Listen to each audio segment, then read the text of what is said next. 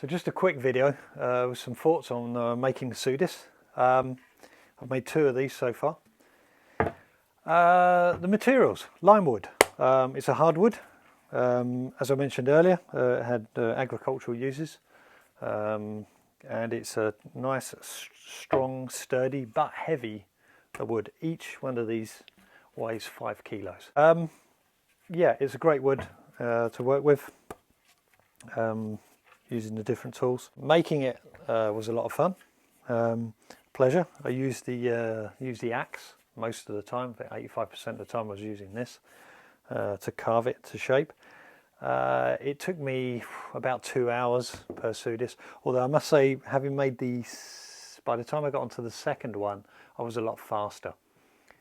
So the second one was a lot easier to make, albeit it was a bit shorter.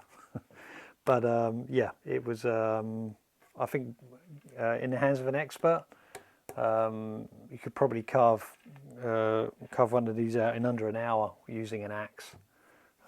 You'd be up against it, but yeah, it's feasible. It could be done.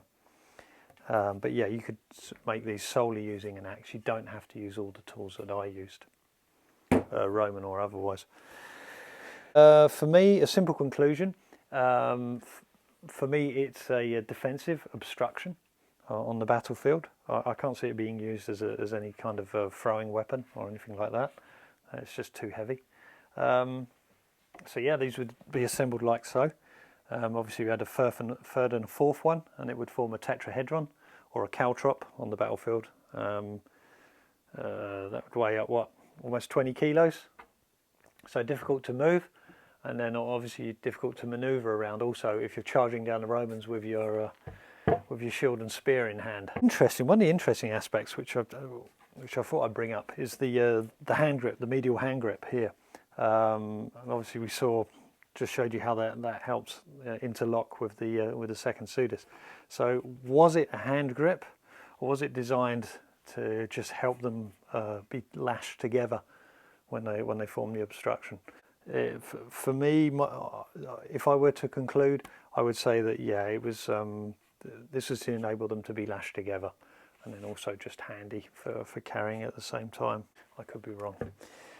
So to conclude, it was an interesting project. It was a fun project. Anything that you can make by hand is great.